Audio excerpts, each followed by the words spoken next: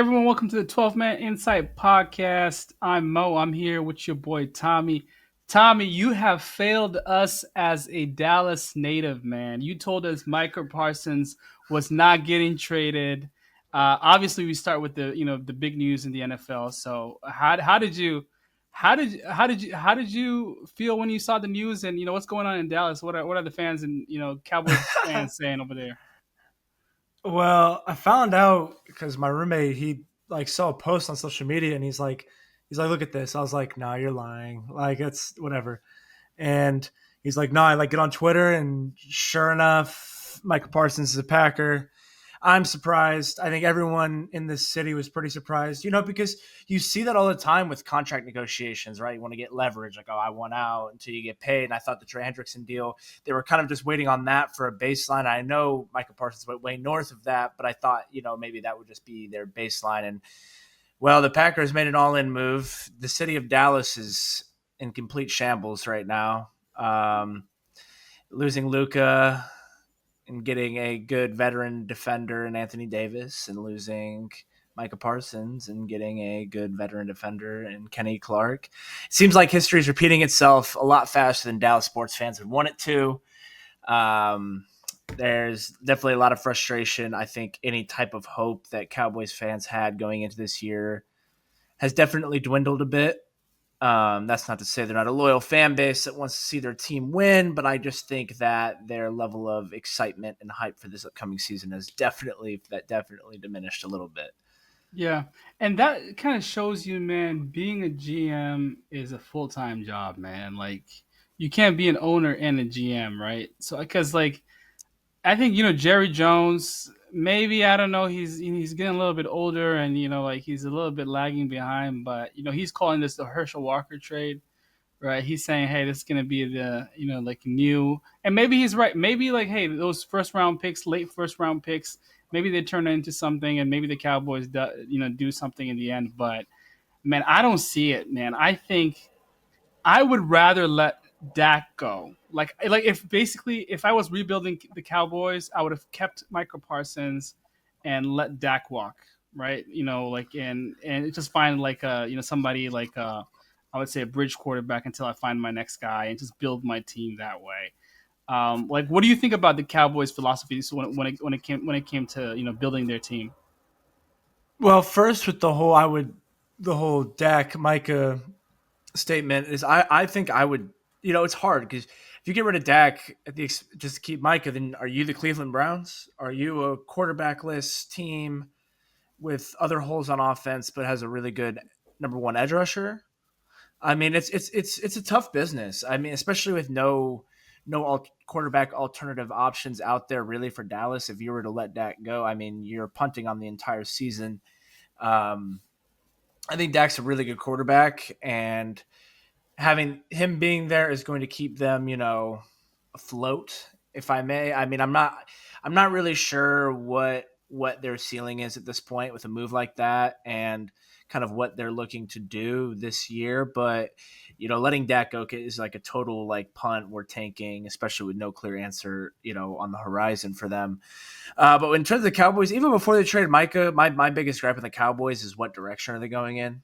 I Mhm. was never really sure, if they were going for it or not really going for it. They had those couple years with Dan Quinn as their DC where they were dominant. The defense was electric, forcing a lot of turnovers. Those were really fun Cowboys teams to watch, actually. And obviously, contracts and salary cap come into play, so you start to lose guys. Guys shift out, coaches leave after success. But the thing with Dallas is I just don't know their direction right now. I mean, they're stuck in no man's land. They're certainly not bad enough to be a top 10 pick team, but they're probably not good enough to make the playoffs. They're kind Mhm. of sitting in that weird range that nobody really likes to be in, otherwise known as no man's land, mediocrity. Yeah. And so I think at some point in time they need to choose a direction. I don't think Kenny Clark's a bad player by any means. Like I think they added a good player and some picks, but um right there, it just seems like, and that Micah Parsons contract is huge. Maybe they need a little bit more roster flexibility. If they get Micah, then at some point in time, like what they have right now is what they're going to get. So I Yeah. also see it from that perspective as well. And it's always a tough decision trading your best player. I mean, we can say it, we can tell it how it is. Micah Parsons was the best player on the Cowboys. Yeah, but look, Yeah, yeah, Tommy, look, I see what you mean, but let's say a year ago, you know, Dak, Jerry Jones said, okay, hey, Dak, this is a prove it year. I'm not gonna pay you. I'm gonna franchise tag you, and he gets injured, right? Basically, and he doesn't play the season. They let him walk this year. They could have either gotten Kirk Cousins way cheaper, Sam Darnold, or Geno Smith for a trade for a third round pick. Like all in that they're not better than Dak, but they're kind of like like that they can get you somewhere until you find your next guy, right? So I think basically so I that's why I think they could have found a quarterback. They could have found somebody to bridge them to the next guy, and while not paying 60 million for Dak Prescott. I mean, I it's it's it, it's hard because it's also timelines. We don't know where the Cowboys were at in March when all these this whole quarterback carousel went down. We don't know what the thinking was there. Maybe they were just beginning negotiations with Micah. Um, we don't know anything, and I do think there's personality factors that went Mm. into this trade. I'm not saying Micah Parsons is a bad person. I don't know who he is. I don't know him personally, so I can't really speak on that. But I do think that there have been some issues that may have rubbed Jerry Jones the wrong way, and it sounds like his teammates love him. It could be a PR thing. I don't know, but it did seem like there He didn't were even know some his name. He was calling him Michael there are in the yeah press there are conference. some underlying things that we might not ever know about that I also think played a factor in this going down how it did. Um, and I think we kind of saw it boil over with Micah requesting a trade and not practicing. And then, of course, we don't know if that's contract negotiation leverage or is it the real deal. And it turned out to be the real deal. Yeah. Um, but with Dallas, I mean, trading for George Pickens, I think he complements CD very well. I just didn't really understand. I thought they had bigger holes. I really did. Um, and I'm not sure what a receiver, who's due to get paid soon, really does for your direction, especially now after trading your best player. Hmm. I am a bit perplexed as to where the Cowboys really go from here. Um, and it's going to be really interesting to see how it plays out because I think they have a lot of issues that need to be cleared up. Obviously, they just signed Deron Bland to an extension, um, so kind of locking up the secondary for the long term, at least their corners. But man, with Dallas, I don't know. Now, that's not to say not to completely change the subject. If we want to talk about the Packers side of this, I'm Yeah. cool to do that too. Yeah. I think Before we get into that, let's just talk about the numbers for Micah real quick. 4 years, $188 million, 136 million guaranteed, and 47 million APY. And he's due a lot of that in signing. So, congratulations to Micah, man. He's now the get highest paid, get paid. get paid non-quarterback in the NFL in NFL history. So that's for the Packers. So before we talk about the Packers, um, there were speculations out there that Jerry had a handshake deal, right? Maybe like around 41 and 42 million, and then like Micah went back to his agents, and his agents told him, "Hey, are you crazy? Like, never accept that," So and so basically, right now, that's how it happened. And so, do you think if it was all about cash, or do you think it was more about the personality than the cash? No, I think Personality clashes. Sorry. I really think in the total end part of it, it came down to money. I mean, not everyone's going to be buddy buddy in an NFL locker room. It's just not the way. It's not the way it goes. So I ultimately with stuff like that, it does come down to money. And I don't think Micah hated it here at all. So I think ultimately, and Dallas is a great city. The Cowboys have absolutely ridiculous facilities.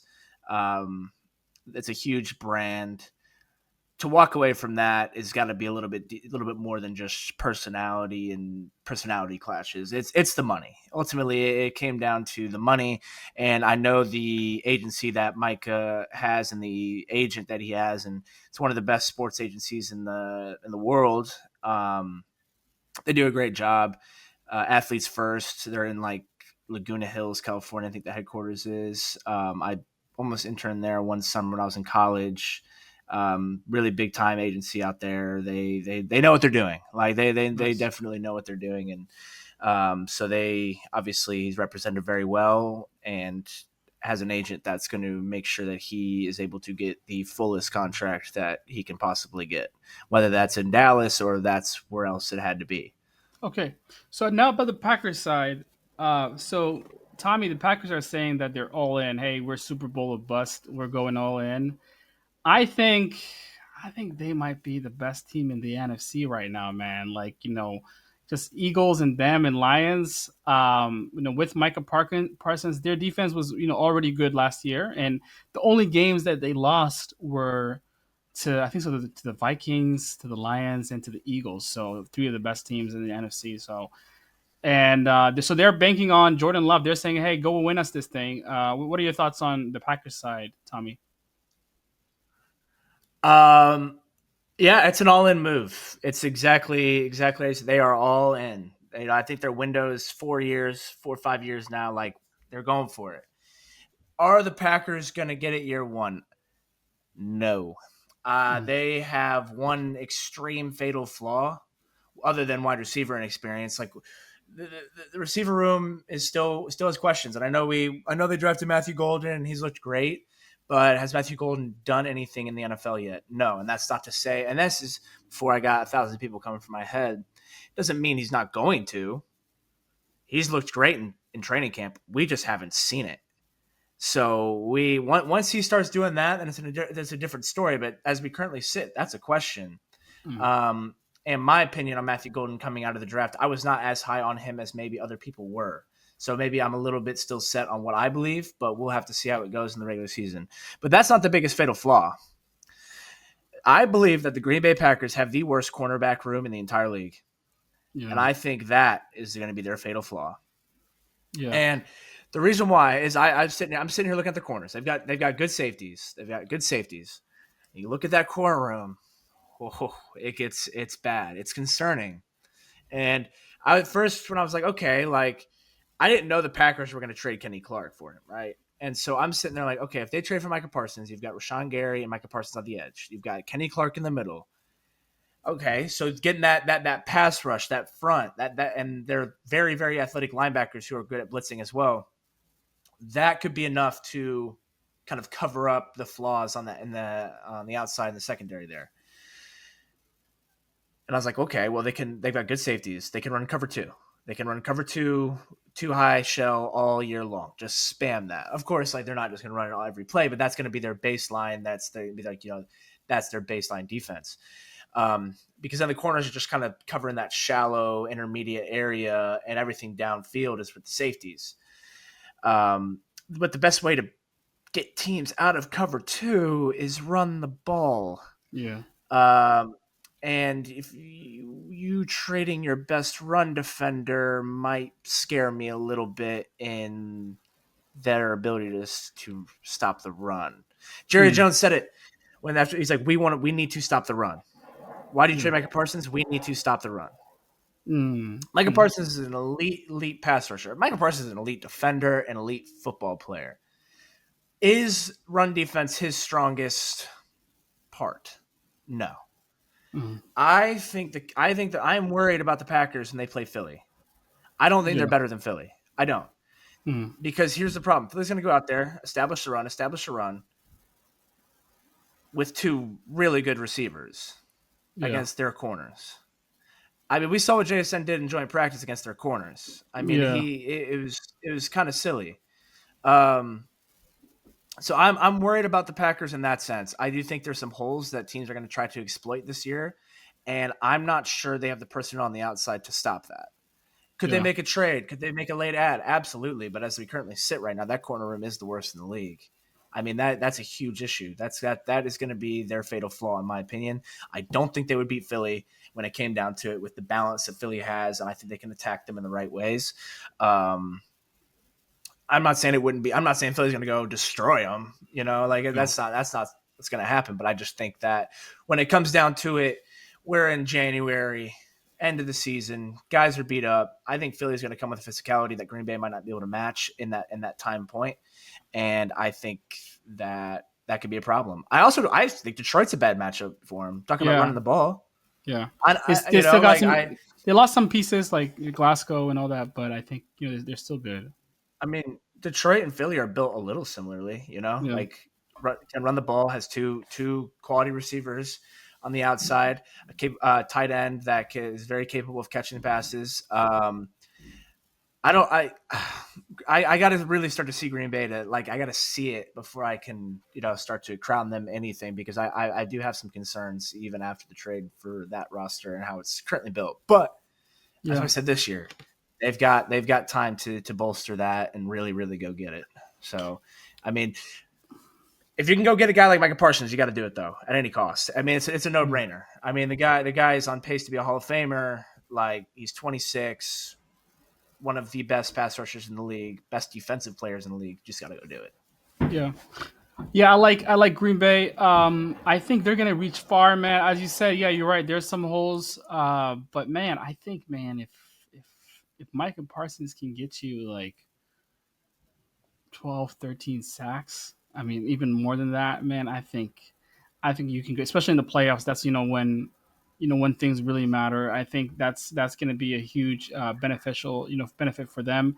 And maybe this defensive coordinator, like the guy they got last year, who's been cooking. Maybe he has a plan for them, or maybe they like their rookies. I don't know, but they have a Yeah, plan. I I think so. mean, Jeff Heffley, the DC in Green Bay, he's got some fun tools at his expense right now. I think he's a smart guy.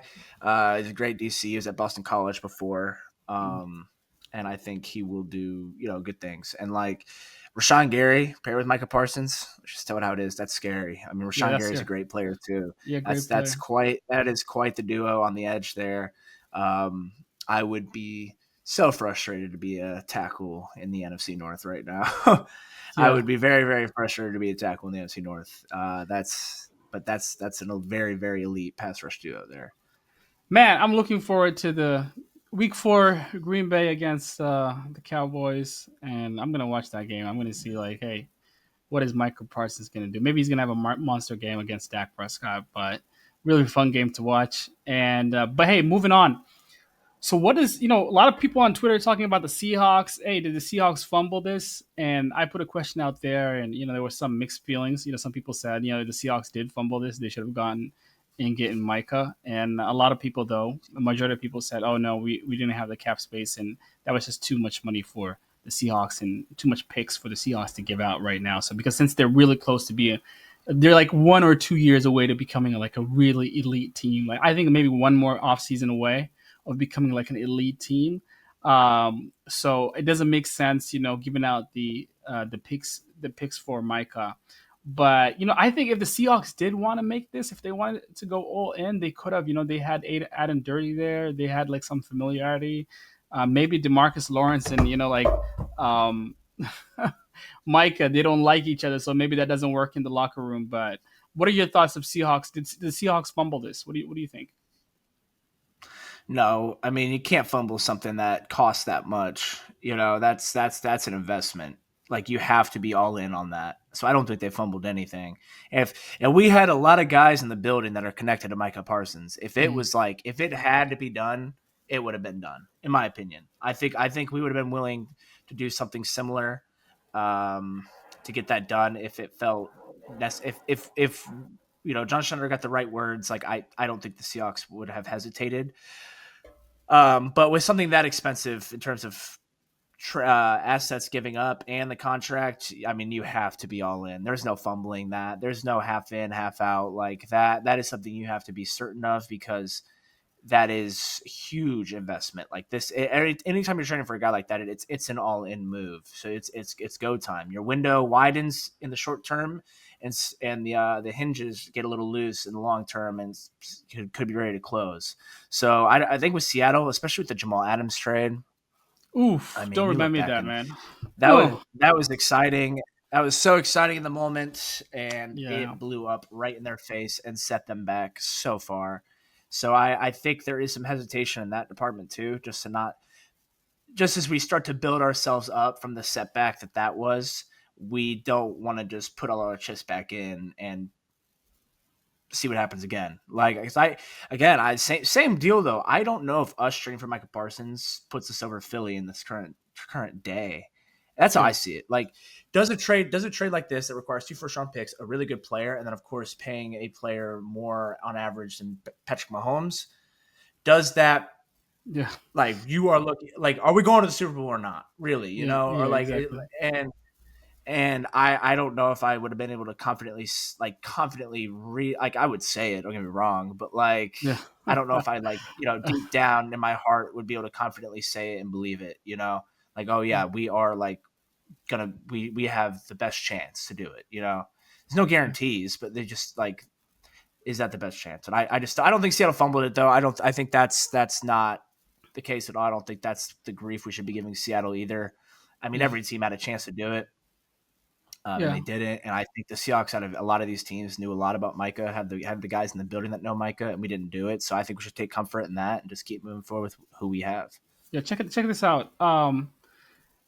I don't think in the last decade, maybe you can correct me, Tommy. In the last decade, like I don't remember a team giving out multiple first round picks and succeeding, except Matthew Stafford. I think that's the only like trade I remember, like a team being successful giving out multiple first round picks. And but if you look at the Jamal Adams, the Khalil Mack, the Russell Wilson, like most of the trades that you see, that involves multiple first round picks, they don't pan out. Yeah, I mean, to be fair, I don't think we have seen a trade to this magnitude, though. I mean, Khalil Mack was great when he got traded to Chicago, but I mean, this we're talking about it like this is one of the biggest trades we have seen in our lifetime in this league. I mean, Mm. Micah Parsons is about as great as it gets in terms of available players for trade. I mean, teams don't normally let talent like that go. So it's a very rare situation where like this might actually work. I mean, he is that good. He really is that good. And he, like I said, we don't see it as much it working out because players to Micah's caliber don't become available for trade very often. That's how I see it. Yeah, yeah. All right, Tommy. Let's talk about some of the news out there in Seahawks world. So, Mike McDonald, he came out in the press conference and he has confirmed the starting offensive lineman for your Seattle Seahawks. So that's at left tackle, we have Charles Cross, and left guard, Gray Zabel. Center, Jalen Sundell. My goodness. And, beating Olu Timmy. And right guard, you got your boy Anthony Bradford, who still won the job, man. After so much criticism, he won the job. And kudos to Anthony Bradford, man. And at right tackle, you got Abe Lucas. So, what do you think about this starting lineup, man? And what are your thoughts about Jalen Sundell, winning the job, man, as an undrafted rookie from last year from North Dakota State? So beating Olu Timmy. Yeah, I'm excited. I'm really excited. There's a lot to be excited about. Another year, Charles Cross. He's been great. Nothing else to say there. Charles Cross has been great. That was a good pick from the start. Charles Cross is continuing to develop, still so young. Love Charles Cross. Get that extension done. Get that Yeah, extension we done need that now. extension done. Yeah, yeah, that's like Zach Tom just got paid by Green Bay. I think that's our baseline. Go get it done. And he's gonna have to yeah, top that now. Unfortunately, like we're gonna have to top that number, but let's get that done. That should be a no brainer. And then obviously Gray Zabel looked great in the preseason. First round pick this year. Really excited to see what he does in the regular season. let's just see it. I don't. I mean, it looked great in the preseason. We saw what we saw, but I'm ready to see it. When it really matters and Mm, see how it goes. And then Jalen Sundell at center. Yeah, I'm excited. And obviously he knows Gray Zabel from their time at North Dakota State. Um, so I think there was a bit of chemistry there already built, yeah. a connection there. And so, uh, Jalen Sundell went out and won that job. He obviously was a part of the offensive line that looked very, very great this preseason. It sounds like they like I said last week. Sounds like they've been communicating well, and it does start up there as in the center. So yeah, good job, Jalen Sundell, winning the job. Excited to see what he does this year starting. Mm, Anthony Bradford, good for him to go win the job. We've had our doubts about Anthony Bradford, and I think rightfully so. But I have a lot of confidence in the staff and what they saw in him this offseason to go and get and trust him to start again. And I mean, and not just trust him to start again. Anthony Bradford did some things this training camp that were very great for him to be back in the spot because I think he was on a really short leash this year. mm, So, good job. I'm really excited to see if he is taking this next step. We don't need him to be great. We don't need Anthony Bradford to be great, but take a step from where he was, and that would be very good. And then Abe yeah. Lucas, I mean, the same deal. Abe Lucas, not much to say there. When he plays, he is great. When he Yeah. plays, availability is the best ability, and that's one thing that he has struggled with in his NFL career, and I think that's one of his biggest knocks. Mm, So if he can stay healthy this year, I love this group. I think that this is a very capable group and with a chance to be a good group. And I am really, really excited to see how that goes, especially with the new offensive scheme. And if we can really run the ball this year, I mean, the sky's the limit, for this offense with what they're going to be able to do. yeah, yeah, and yeah, you remember Ray Roberts, right? Tommy, we had him on the Yeah, show, talking yeah. about the Seahawks. Shout out to Ray. So he was talking about, man. I was listening to him, and he was talking about Anthony Bradford, and he was like, he would play. He's gonna play elite for 5 snaps, and then a few more other snaps. He's gonna look lost. So, and he was talking about, hey, if Anthony Bradford could be consistent, he can be like a really good player in this league, and hugely contribute to the Seahawks. Like, you know, and I know you saw him in college and you were following him, when doing the scouting process. Was that a part of some of the flaws of Anthony Bradford, and did he need to be coached up, or maybe like Yeah, be more I hungry? thought discipline was a big knock on him. I know scouts that had him off the board entirely because his lack of discipline. People were very worried about that. That was a red flag. Um, but I do think that he's shown, some good things. Like Ray Roberts said, is like there are stats where you're like, whoa, like this guy is he's capable. He can do this. And then there's other stats where it's like, what is this guy doing? Yeah, And it's kind of a roller coaster ride with him. But he's right. If he can find some consistency, and I think that does come with discipline, like he could be a very good player in this league and help us out mightily. So, but yeah, I mean, pre-draft there were red flags I've heard from teams that did not take him, and so that those weren't hidden.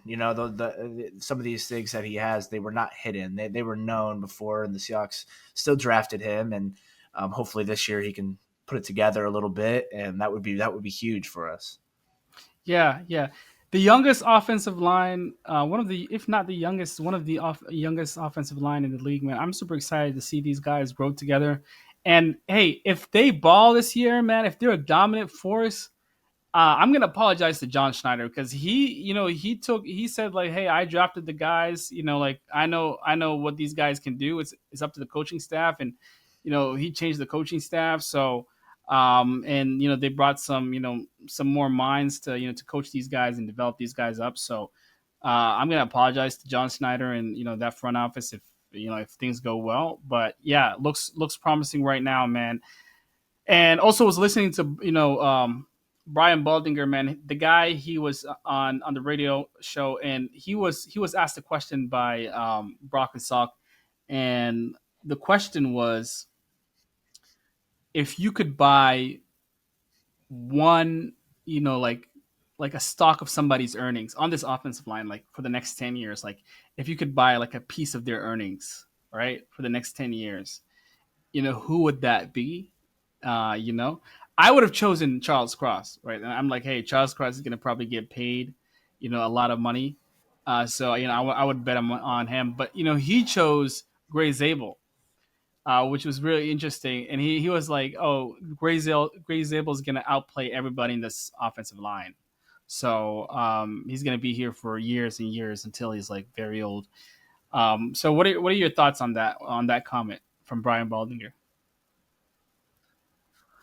Um, I mean that's promising. I love that. How could you not when you hear that about your first round pick? I still think I would take Charles Cross. I thought he's been great. He's still so young, and he's a left tackle. I'm kind of cheating. Like tackles get paid, you know. Yeah, But yeah, I mean, but if Gray's able is great, then that's awesome. You know, there's nothing.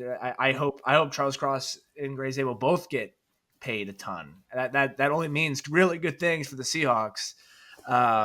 So yeah, I have to say Charles Cross will probably get paid more if I get yeah, career earnings and stuff. But yeah, I mean, if I think Gray Zabel is going to be a great player in this league, and he's obviously going to make a lot of money as well. And I hope so. Right? That would be phenomenal.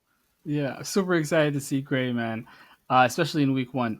All right, so let's talk about week one, man. So the 49ers are coming in town. These guys had our number, man, for a long time. We did beat them last year, which was really good. But hey, I don't remember the last home game that we beat the 49ers, man. I don't know when that was, right? Maybe it was in last couple of years ago. But hey, what are your predictions for this game? Opening game. I might be there. I'll try my best to be there. But what are your predictions, man? Give us your predictions, like score Yeah, predictions. I think. Yeah, definitely. I think Seattle gets it done. I think Seattle gets it done. I think they're gonna win 20-14.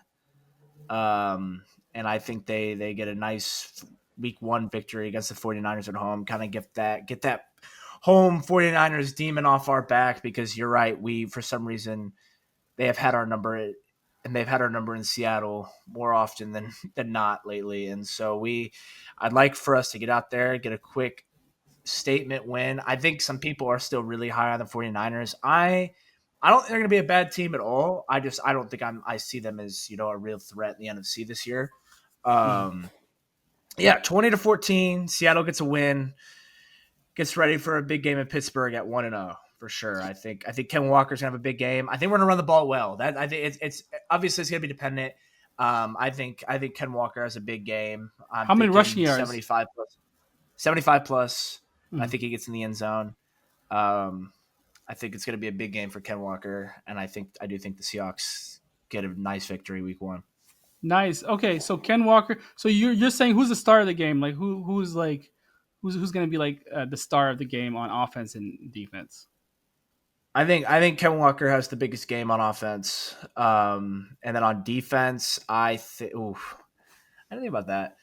I don't know. I like the defensive unit as a whole. I think Mm, they're all gonna have to play a big part. It's hard for me to say the corners just because I think the 49ers gonna have to come out with an interesting game plan with their lack of receivers right now. yeah. They're gonna do that though. We trust them. I think that's like we trust them to do their thing against a bunch of non-starting receivers. Or were not starters last year, I should say. But I'm gonna say the D line. I'm gonna say the D line. Let's just go the D line. I would hope that we can maybe just dominate both sides of the ball up front. That would be the dream scenario, that we go out there and just dominate the trenches on both sides. To me, that would I'd come back here next Monday and just I would be so excited. It would mean so many good things. So Yeah. hopefully the offensive line, and then of course statistically Ken Walker's could probably get a lot of love. I think he's gonna have a really good game. Yeah. Well, my predictions is 24-7. I think Seahawks win this game, easily. I think Byron Murphy is going to be the star of the game, the biggest star of the game, man. I think this is his coming out party. The guy looks pissed off, that he was playing nose the whole of last year. I think he's going to get his opportunity to rush the passer. And I think he's gonna have a breakout game, man. I think this is the game that we see Byron Murphy, and everybody says like, "Hey, who is that guy?" Right? This is when he gets national attention. I think so. So I'm gonna go with Byron Murphy there, and from the offensive side, I'm gonna go JSN, man. JSN. I think he's gonna have a monster game. I think 100 yards easily. On 7 receptions. I think he's gonna have a monster game with a play action pass. And because I think what San Francisco is going to do is they're going to try to load the box up when we run on them and Kanon drives them crazy, and then basically JSN's going to eat. So I think that's going to be really good. I think it's going to be a good game for Sam Darnold. And yeah, man, let's go get this. I'm super excited, pumped up about this season, man. Tommy, what do you think? What do you want to see from this new coaching staff from Clint Kubiak? What do you want to see from them specifically? Like, and like at the end of the game, what will make you think? What will make you think like, hey, we got our guy. We're good in play calling. So, what do you want to see? Balance. I want to see balance. I want to see efficiency. Maybe a Mm, little, like I love all the motion, pre-snap, eye candy we've done before. I want to see that carry over into the regular season. I'm looking at that Chiefs game. I keep thinking about that Chiefs game when that was our one real look at the starters in the preseason. I want to feel that way leaving week one about the offense that I did leaving that game. Now that we have it in its entirety, obviously they're not going to go perfect on offense or not going to punt the ball. Like it's a football game still, but I want to leave feeling really positive about the balance and the looks, the pre-snap looks of this offense. Again, I want that. I want it to feel efficient. That would be mhm. great. Nice. Yeah, me too, man. I just want to feel like, hey, we have an identity, right? We're running the ball, right? We have an identity on offense because it's been a while, man. I don't remember the last time, like, hey, you thought who the Seahawks were. I mean, it was, we tried to, get this scheme up with Shane Waldron, and it didn't work. The guy was a, I think, for what it's worth, I think Shane Waldron was a great scripter. He would script the first 7 plays, and it would work. He would get a touchdown, and I would be like, "Damn, man, this guy can script plays." But as the game goes on, he would fumble, and he would break apart. But I just want to see an identity throughout the game, right? I want to see balance, as you said. I want to see toughness, man. I want that toughness because that's what Seattle's about. Tough football. Running the football, and playing to our strengths. So yeah, and I want to see Mike McDonald's crazy schemes that I saw in Baltimore. Man, I think he took it a little bit easy on the guys the first year, and he's like, hey, let's learn this. Because do you remember that press conference when Mike McDonald was like, "Oh yeah, we got to make things simpler." He was trying to do too much in the beginning, but he made things simpler for them, and then the defense became a little bit better. But I want to see those crazy schemes from Mike McDonald. Yeah, and he's had now an opportunity to kind of get his personnel in more too, which I'm excited. Defense, we've added a lot of different weapons. I'm excited to see how he uses Eamon Worry this year. That's going to be kind of our Swiss Army knife. He's not just going to sit in the back all game, and he's not just going to be in the box all game. I'm excited to see how we utilize him. He's going to be a fun player. And yeah, I'm excited to see it all. Schematically, I am excited to see both sides of the ball, and see how it goes. All right, yeah, you guys heard it, man. I'm super excited about this game. Tune in to watch this. We're gonna be here the week after to react into all the news. It's gonna be a win, hopefully. And hopefully my prediction is right. And Ray, remember, Tommy, we're having the competition, man. The season, prediction competition. So I mean, I think you beat me last year. So I'm coming here for a revenge game. So I want All to win right. this. I want to win this one. All right. We'll have to keep track this year. This year we'll have to keep a record. We'll have to keep an official record this year, so we know Yeah. week in, week out where we're at. Yep, we're gonna keep a record, and our producer Dominic is gonna do that for us as well. So, all right, guys. Well, hey, I hope you guys enjoyed the game. Football is back. Seahawks football is back, and we'll see you guys next week. 12 men out.